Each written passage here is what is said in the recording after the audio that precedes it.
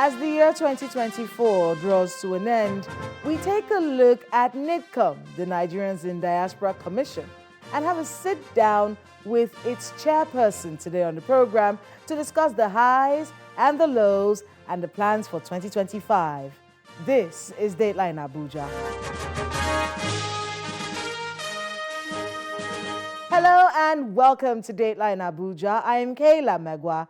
Let's kick off with a rundown of the major stories this week from Nigeria's presidency. It's time for our Abuja Wrap. President Bola Tinubu has congratulated President-elect John Mahama on his victory in the December 7 general elections in Ghana.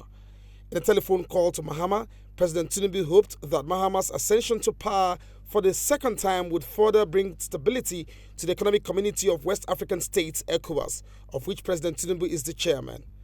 According to the Special Advisor on Information and Strategy, Bayo Ononuga, President Tinubu commended the people of Ghana for their commitment to democracy, which was demonstrated through the peaceful and successful conduct of both the presidential and parliamentary elections.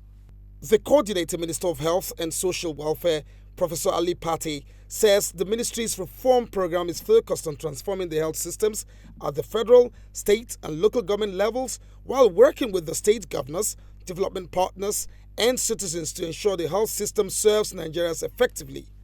He stated this during the ministerial performance assessment of the first, second, and third quarters of 2024 with the leadership of the Presidential Coordination and Delivery Unit at the ministry's headquarters in Abuja. President Bola Tinubu has stated his administration's belief that reforming Nigeria's immigration and air travel will open up tremendous economic opportunities for the country. The president was speaking while commissioning a state-of-the-art solar-powered data technology complex at the Nigerian Immigration Service headquarters in Abuja. The president also said leaders must embrace technology and innovations to drive a process that will be a great benefit to his people. We believe that if we rejig our immigration and air travel, we will benefit tremendously from economic opportunity it offers. Ease of entry, ease of exit.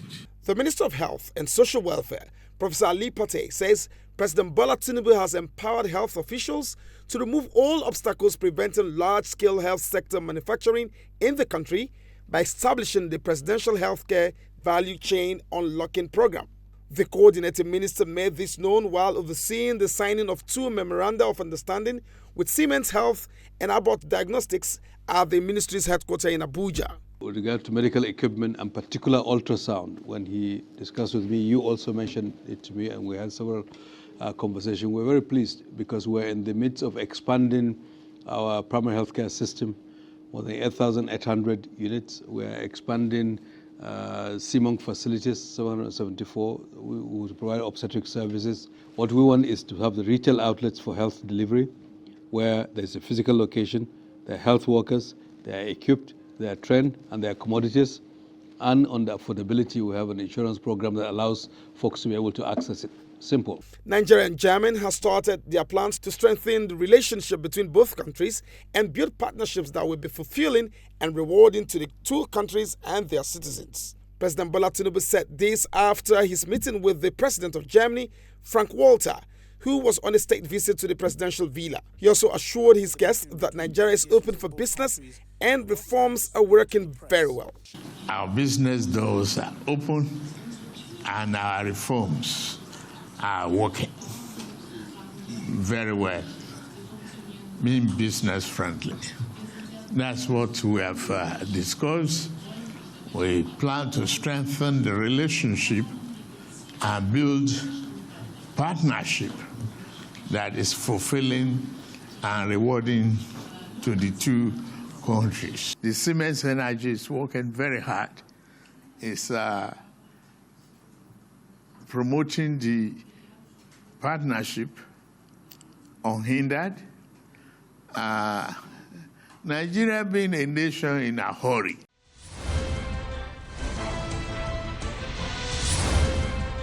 Welcome back. As said earlier, this week we have a sit-down with the chairperson of the Nigerians in Diaspora Commission Honorable Abike Dabiri Erewa. What have they faced in 2024? What are the plans for 2025? What are the challenges handling NIDCOM? And what kind of call does she have for the President Tinubu administration? Please watch this.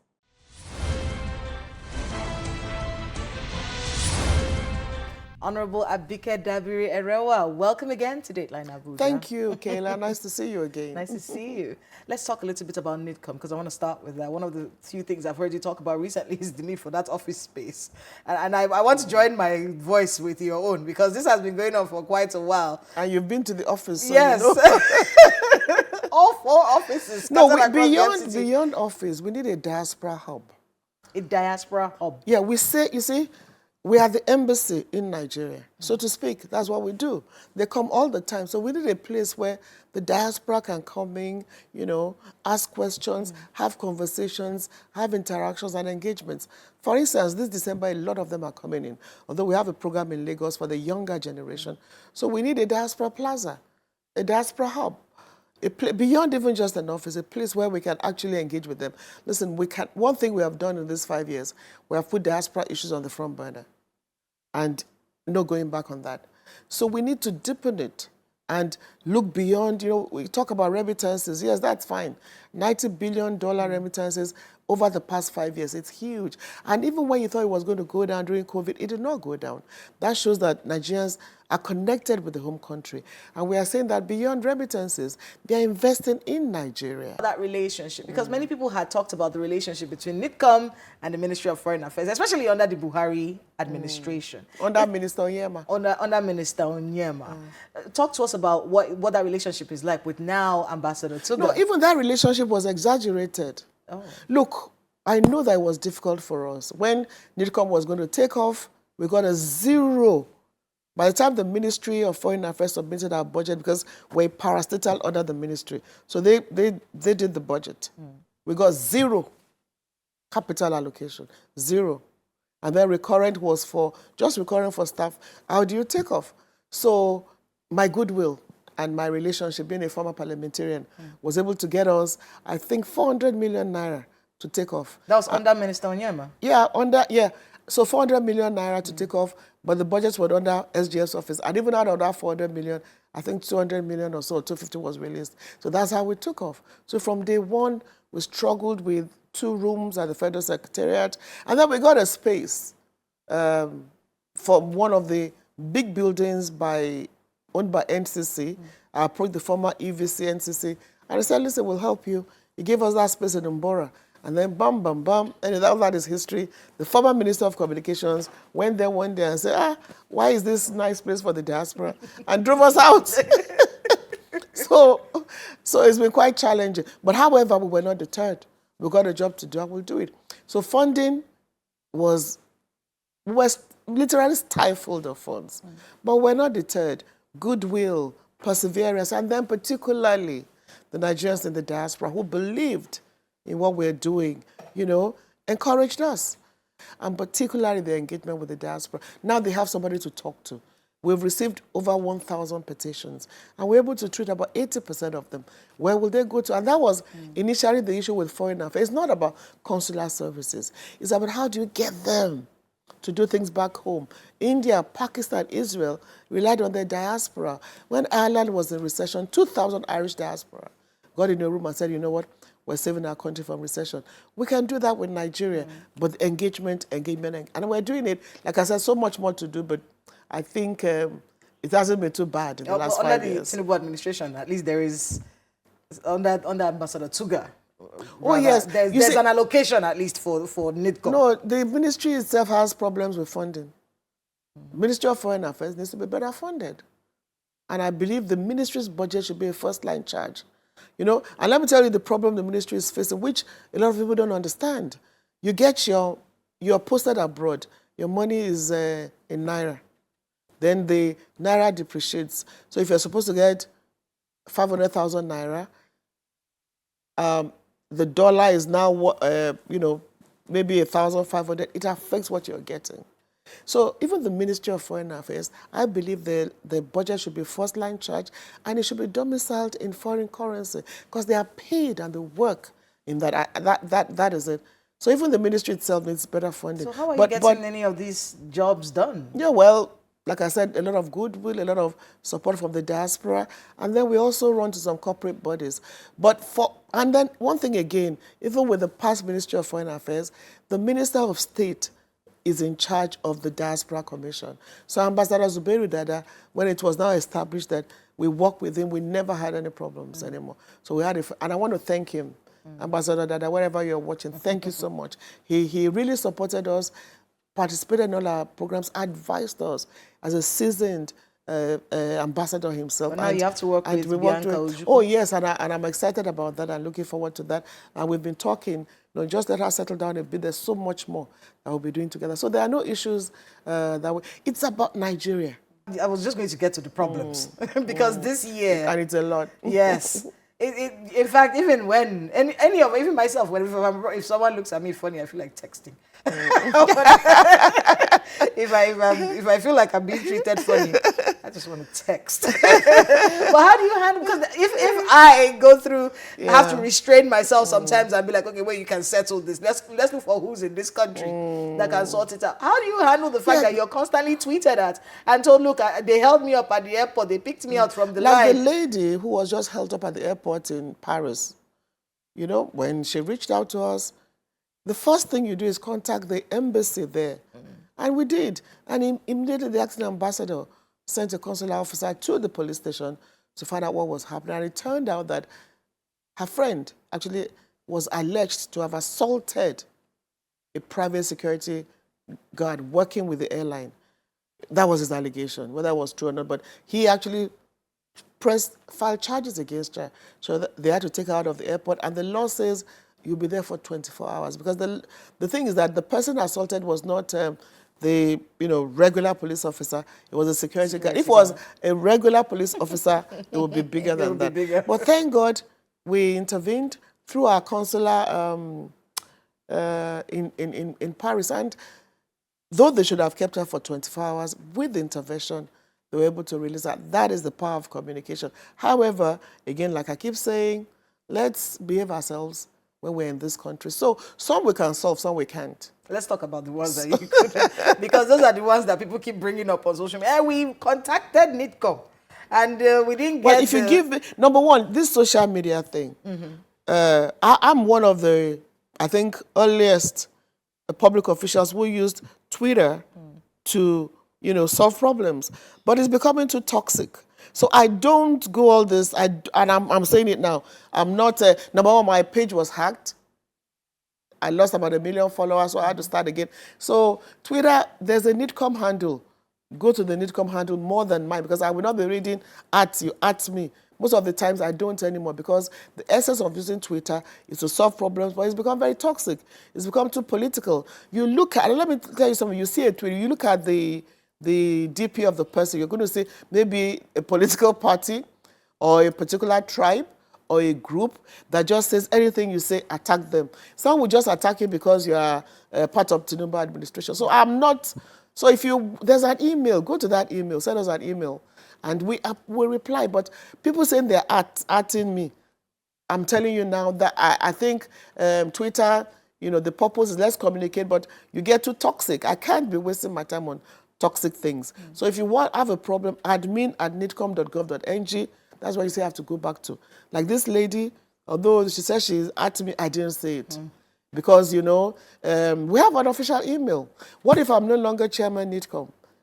Somebody, there has to be learn to go to the official handle, learn to send an email, and then we get you a response. A lot of people, if I were described as one of the most efficient in terms of responding to our mails. We're going to go on a short break, because when we come back, we're going to be talking a little bit more about Nigerians in diaspora and how they should be carrying them. Because this is a conversation we've had before about how to conduct yourself outside this country. So stay with us right here on Dateline Abuja, and we'll be right back with more with Honorable Abike Dabiri Erewa, the chair of NIDCOM.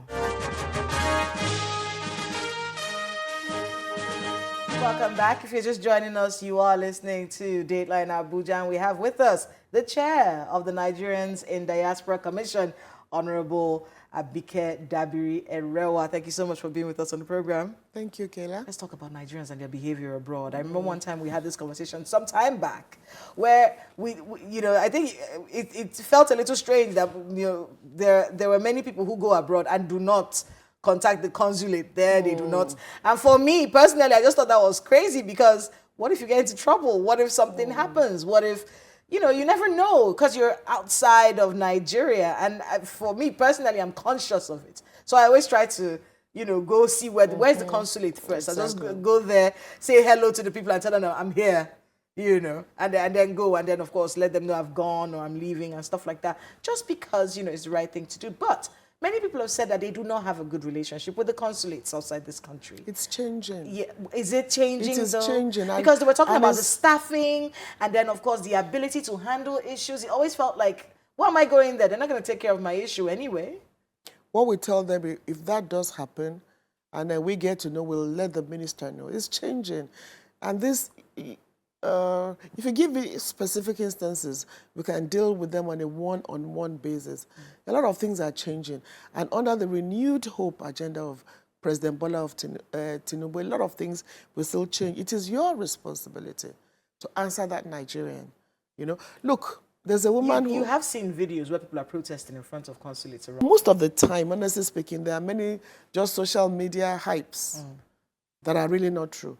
There was something not too long ago in the UK embassy. Maybe that's what you were talking about, where they started carrying placards over something that was fake. Somebody just sent an information that, oh, you're not going to pay £300 for your passport, which was not true. And before anybody could confirm this other carrying placard, I had to issue a statement and say, listen, that information is not true. And it was resolved. We need to also obey laws of other countries. I got a message, I think just 3 days ago. What the guy did was really, really bad, really, really bad. But he's saying, no, get me out of here. How? How? Do you know how many Chinese are in Nigeria facing being tried for one thing or the other? There are hundreds of them. Yeah, there was even a recent arrest in Abuja. here. Yes, they're not going to China and say, get me out of here. They are going to face the trial.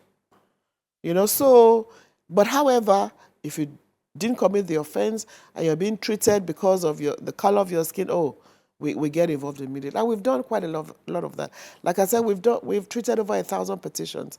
And I'm proud to say we resolved well more than 80% of them. Some because of the circumstances, we couldn't. Like there's a case of a case going on now about a doctor. I don't know whether he killed in Jordan. A Nigerian doctor working with the World Health Organization killed in Jordan.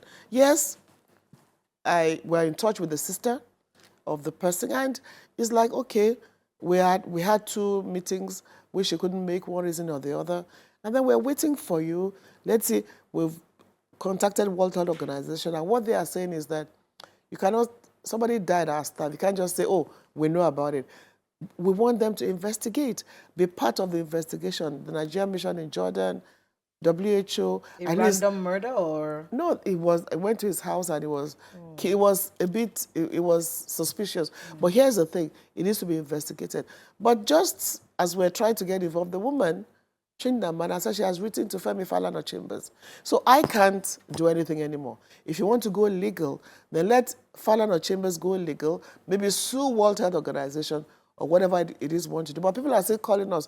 We're saying that we've said we will, but they want to go with legal. You can't do both. And then before I forget, a major area of concern, is passports. Oh, yes. Oh, we can't get, but that has changed. Last time I was at the UK embassy, I went downstairs with trepidation because the last time, you don't want to know the kind of comments we heard. Oh, a lot of criticism. But this time around, in fact, it was like they were hugging me. And that hug I took on behalf of the Minister of Interior and the CG Immigration. It's like a lady said she came at 7 a.m., bought a return ticket for like 11 p.m. She was done within 2 hours. Some didn't buy a return ticket because they might say come back. But everybody had their issues resolved. And it was done because there's been innovations. And then in Canada now, They started the contactless. So you don't. Lots of bilateral conversations going on. Talk to us a little bit about the impact that would have on Nigerians in diaspora and your plans for NIDCOM in 2025. The plans, we want to have this diaspora hub. we need to, how do we get the president to do this? Is it the president? Is it the National Assembly? Everybody combined. Okay. We just, President, National Assembly, PPP, we need to have a diaspora hub, a diaspora plaza. We cannot ignore our diaspora. Look, it's amazing what Nigerians are doing all over the world. And you know, now the passion is there, the interest is there. Then we also, hopefully, next year can take off with the Diaspora Fund. And the Diaspora Fund is saying you can pool resources together. Diaspora voting. No, we'll do diaspora voting, pool resources together and decide what you want to do with it. Imagine $1,000, $2,000, say $100, and they decide what they want. They could invest in small businesses, make a change in somebody's life.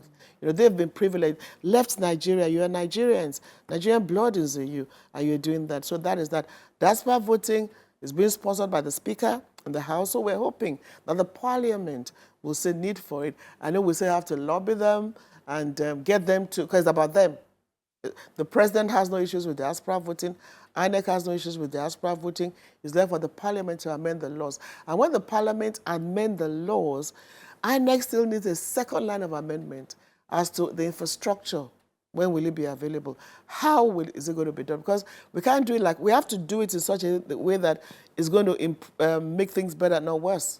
So a lot of things still need to come in, but let the parliament do their own bit. You know, so that is that. So what was I saying there? 2025, we won the Diaspora Plaza. We are improving on Diaspora Investment Summit, which I'm so proud of what we did this year. Fantastic. Diaspora Day, I mean, Nigerians are really successful Nigerians. So I'm looking to gather 1,500 in a room. And I'm telling you of the best of the best. In Canada, so many of them are winning elections. In the UK, there are about 6 Nigerians in the parliament. In America, almost about 9 just won their elections. So Nigerians are, you know, so we need to harness all this and ensure that we, you know, use and work with the Nigerians in the diaspora to take our, and the message is this, Nigerians at home, work with Nigerians in the diaspora. And particularly, President Bola Ahmed Tinubu is giving us a platform to make that happen. He himself is a diasporan, so he understands what we're trying to do. So, and I hope that you too will help us with awareness. I will. Awareness, and that even if you want to migrate regularly and migrate to be a better person, and then don't forget home, where you indeed came from. I want to thank you very much for being with us on Dateline Abuja, and good luck with all the work I know you have ahead of you. Thank you. I hope you'll come and pray for us that that plaza, you will come and cover the commission. Oh, I will. Thanks again for coming. Thank you.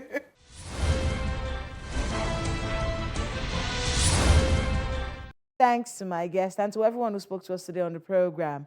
Please remember to let us know the happenings in your neighborhood using the social media handles showing right now on your screens. Thank you so much for watching. I'm Kayla Magwa. See you next time.